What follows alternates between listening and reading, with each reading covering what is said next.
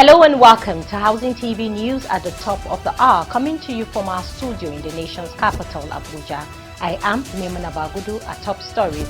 President Tinubu receives National Institute for Policy and Strategic Studies report on digital economy, reaffirms commitment to youth empowerment. President of the Senate, Godswill Akpabio, calls for unified approach beyond legislative changes to tax reform. President Tinubu sets to conduct national population and housing census from the foreign scene. Kentucky floods to worsen housing crisis. We begin with national matters. President Bola Tinubu has said that the federal government will continue to prioritize the development of the digital economy to enhance youth empowerment in job creation. The president made the pledge while receiving a report titled Digital Economy, Youth Empowerment and Sustainable Job Creation in Nigeria, Issues, Challenges and Opportunities, presented by participants of the Senior Executive Course 46, National Institute for Policy and Strategic Studies, NIPSS, Kuru. In their 8-point recommendation, the course participants urged the federal government to expedite the enactment of the Digital Economy and E-Governance Bill 2024 and encourage states to waive the right-of-way fees on deployment of telecoms infrastructure. The entry's 6 participants also recommended that the president issue an executive order mandating all MDAs to migrate to the onegov.ng portal. Responding, President Tinubu directed the Minister of Communications and Digital Economy to coordinate with the group and present their recommendations to the Secretary to the Government of the Federation and the Head of the Civil Service for streamlined implementation. I think Honorable Minister for Communications should coordinate with the group, not only leaving the recommendation to SGF, and I'm glad the head of service is here too, listening. You've seen some of the agencies. We can review those areas for implementation to streamline all areas of conflicts. Professor Ayo Omotayo, the Director General of NIPSS, said during the year-long engagement, course participants undertook study tours across Nigeria and abroad, exploring the theme of their study. Today, we reaffirm our commitment to supporting your administration in shaping policies that will catalyze inclusive growth and sustainable job creation in Nigeria. Mr. President, sir, you will recall that you mentioned to us last year that as a nation, we missed several opportunities to put our country on the path of prosperity. Sir, we at the National Institute took that as a challenge that never again are we going to allow Nigerian opportunities to pass Nigerians by. Highlighting the importance of data in national planning, President Tinubu told the meeting he had earlier met with officials from the National Population Commission, NPC, to discuss the upcoming census. In another development, President Bola Tinubu has called for synergy between Nigerians and security agencies to effectively police the nation. Speaking at the opening ceremony of the 2025 conference and retreat for senior police officers in Abeokuta, Ogun State capital, the president, who was represented by Vice President Kashim Shettima, stressed that community involvement is crucial in achieving desired security outcomes. According to President Tinubu, the federal government efforts to provide adequate security can only be successful if members of the community work hand in hand with the police. Since 2023, we have embarked on bold and decisive reforms to address the deep-rooted challenges stemming from years of mismanagement and neglect. These challenges span various sectors and impact internal security, food security, unemployment, inflation, and infrastructure. While some reforms may initially be challenging, they are vital to realigning our nation with the vision of our founding fathers. Our heart goes out to all Nigerians. The President emphasizes with the challenges we are facing. But be rest assured that no matter how long the night is, it must give way to the light of the dawn. Nigeria shall prosper once again. But internal security is fundamental for creating an environment where businesses and investments flourish. Recognizing this, our administration has prioritized strengthening our security agencies and their operational capabilities, ensuring that they are well equipped to confront emerging threats and effectively combat crime. I reaffirm our administration's commitment to enhancing the institutional capacity of the Nigeria Police Force, ensuring it is more effective and well positioned to fulfill its constitutional mandate as the lead agency in internal security. Excellencies, distinguished guests, while the Nigeria Police Force is constitutionally empowered to maintain internal security, protect lives and property, and uphold public order, it is essential to recognize that security is a shared responsibility. Communities and citizens must actively collaborate with the police to foster a safer society. No matter how well funded, no matter how well equipped, or well trained a police force is, it cannot succeed without the cooperation of the people it serves. Speaking on the theme, improving Nigerians' internal security and economic prosperity through inclusive policing, the Inspector General of Police, Kayode Egbetokun, disclosed that the police force is committed to deepening strategic partnerships with both domestic and international security agencies, while enhancing community engagement to bolster public trust and promote active citizen participation in policing. Our nation continues to confront complex threats, including violent crimes, cyber-related offenses, terrorism, and transnational organized crimes. To effectively address these challenges, intelligence-led policing must remain at the core of our operations. We are therefore committed to deepening strategic partnerships with both domestic and international security agencies, while enhancing community engagement to bolster public trust and promote active citizen participation in policing. Building on the successes of previous conferences, we have undertaken major reforms in investigative procedures, prioritizing forensic analysis, digital case management, and improved judicial collaboration.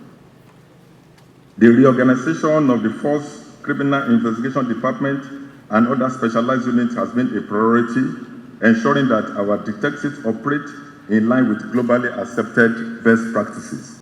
In his address, Chairman of East African Police Chiefs Corporation Organization in Rwanda, Inspector General of Police Felix Namuhoraya, stressed the organization's readiness to partner with the Nigerian police force and work in various areas of policing, including capacity building, sharing of experiences, and exchange of information.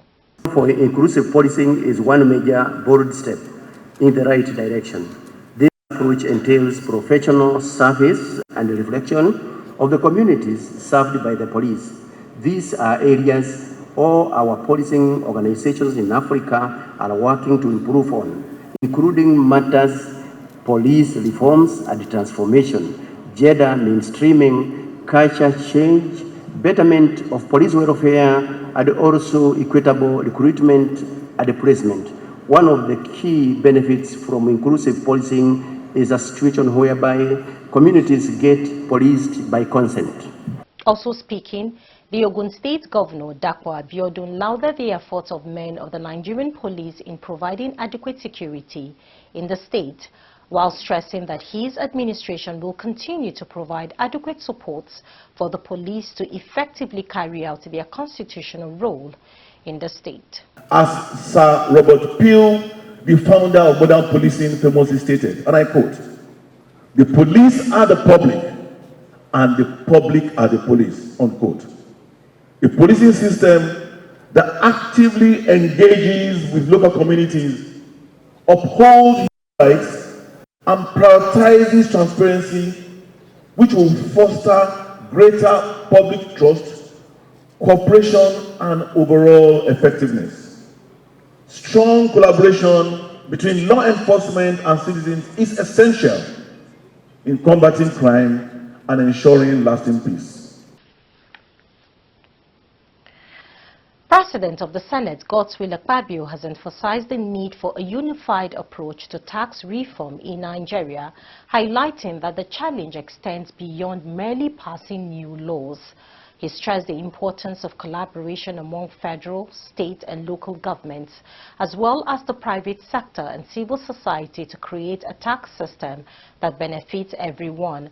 Akpabio stated this during the opening of a two-day public hearing on tax reform bills organized by the Finance Committee, chaired by Senator Sani Musa. The challenge before us transcends the simple act of passing new laws. Let's construct a tax system that inspires confidence, promotes development, fuels national growth. We cannot afford to be fragmented in our approach to revenue generation.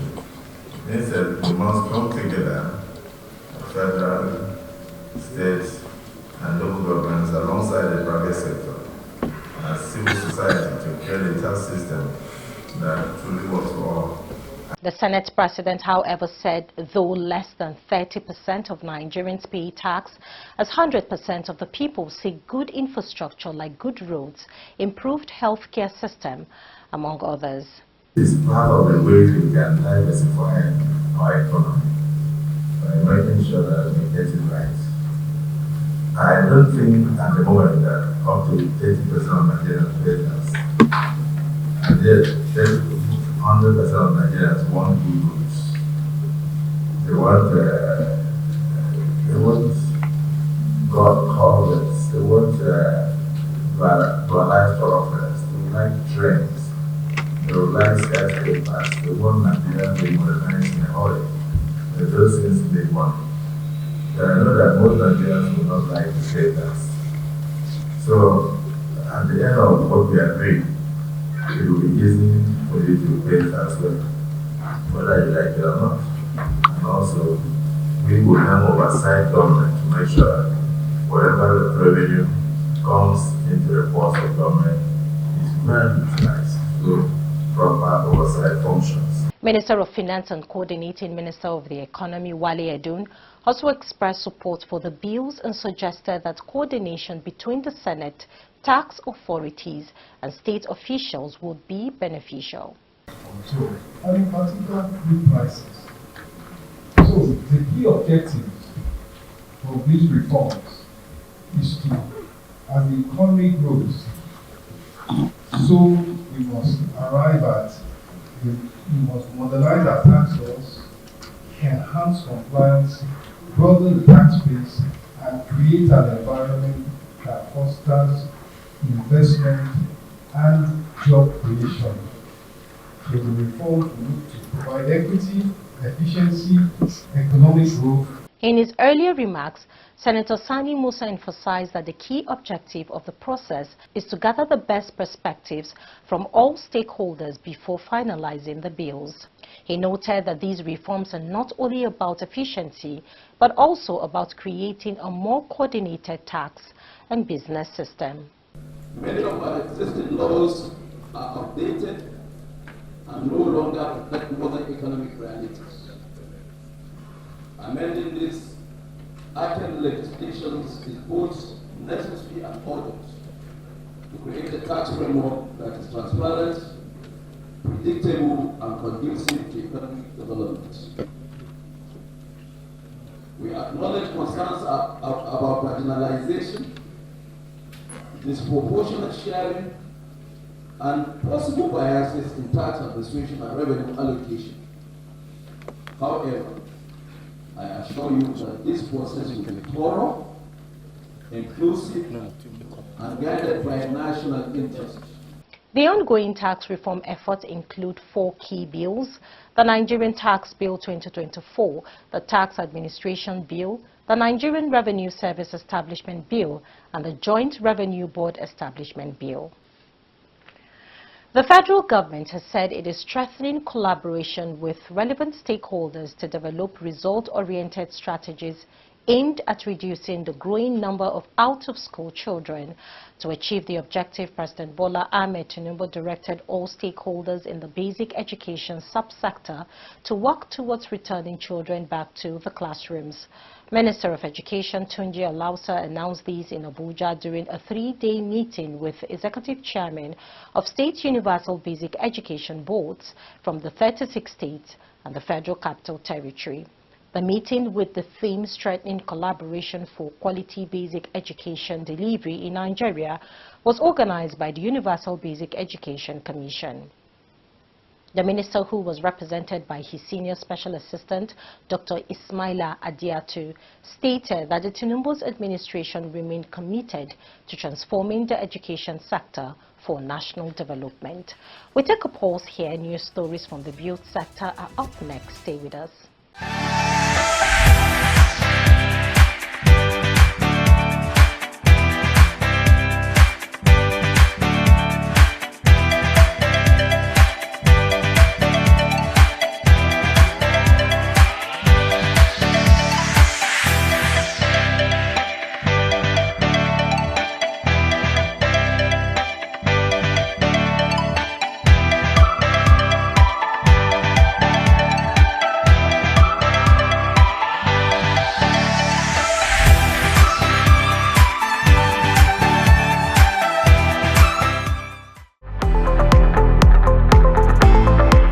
Credible and authentic housing news at your fingertips by downloading the Housing TV mobile app. You can also join the African International Housing Show live from across the globe through the Housing TV mobile app.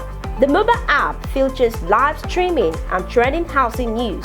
You can locate the AIHS venue via the app, network with AIHS seasoned speakers, and live chat with exhibitors. You can also order house or building materials at AIHS via this app.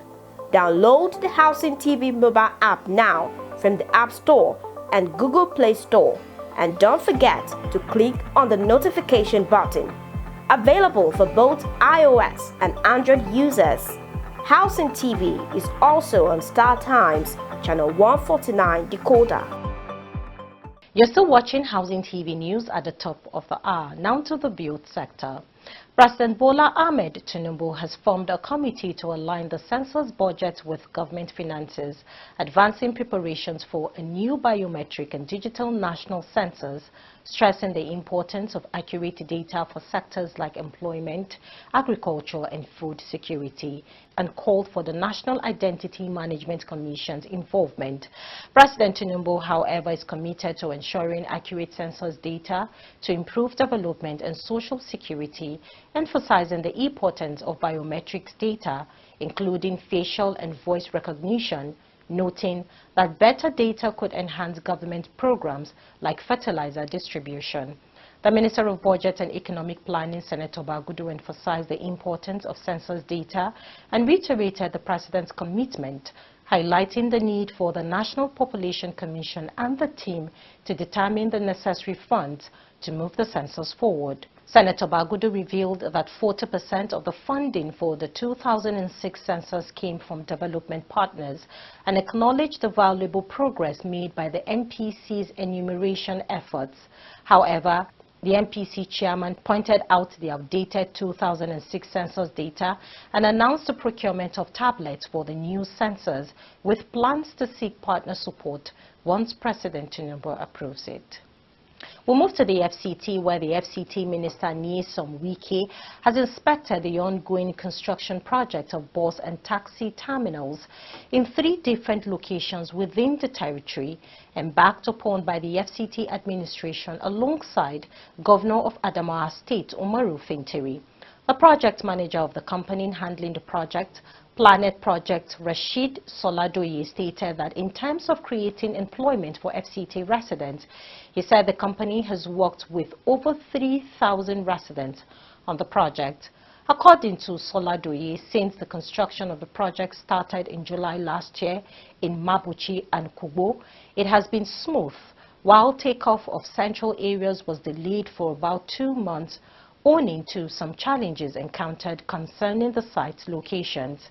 He, however, disclosed that both Mabuchi and Kugbo are 92 and 85% completed, while that of Central Area was put at 50% due to some challenges. The Association of Women Town Planners in Nigeria, AWTPN, has urged residents of the Federal Capital Territory to adopt proper sanitation and hygiene practices for a cleaner environment. Speaking during an environmental awareness campaign in the Kochingoro community, the chairperson of AWTPN's FCT chapter, Jamila Shehu Bello, emphasized the importance of responsible waste management in promoting public health and environmental sustainability. She also warned against the practice of discharging wastewater onto roads, noting its harmful effect on the environment. In his response, the head of Kochingoro community, Mr. Umaru Meikaswa, expressed gratitude to the association and pledged to collaborate in sustaining environmental cleanliness. And now from the foreign scene, a deadly flooding in eastern Kentucky has intensified as a storm system brought heavy snow and wind to already devastated regions, with real estate agents warning that it will have a lasting impact on the market for years. Kentucky Governor Andy Beshear, however, reported the statewide death toll from the disaster had reached 21, with all 120 Kentucky counties experiencing some level of flooding, and some areas received up to 8 inches of substandard rainfall, according to the Lexington Herald leader. The Foundation for Peace Professionals, Peace Pro, has urged the African Union and the Economic Community of West African States, ECOWAS, to reject foreign military intervention and develop indigenous security strategies. It urged the federal government and other African leaders to prioritize diplomatic, intelligence-driven and economic approaches over militarized solutions. Executive Director of Peace Pro, Abdulrazak Hamzat, who opposed the United States' plan to conduct airstrikes against terrorist targets across Africa, warned that foreign military interventions have historically escalated conflicts rather than resolved them. Hamzat's position followed a statement by General James Hecker, commander of U.S. Air Forces Europe and Africa, who announced during the 2025 African Air Chiefs Symposium in Lusaka, Zambia, that the U.S. military will continue targeting terrorist groups like ISIS in Africa.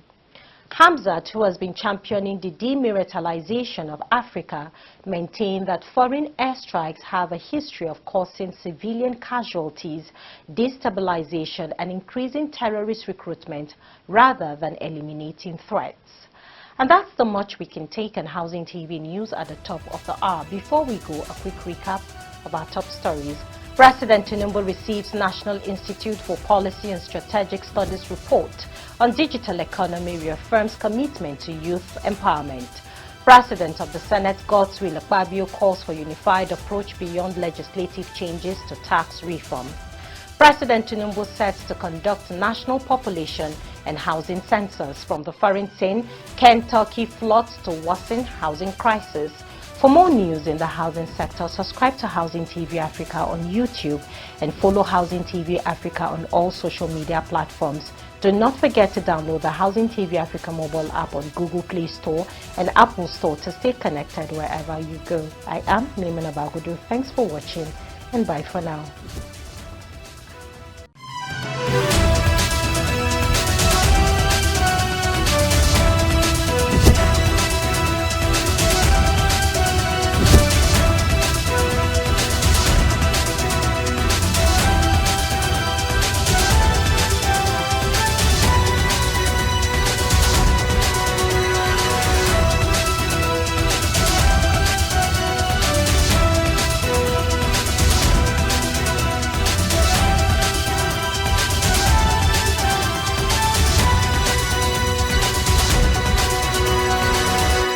This is Housing TV Africa on YouTube and click on the subscribe button. Subscribe to Housing TV Africa to stay updated on latest happenings in Nigeria's housing sector.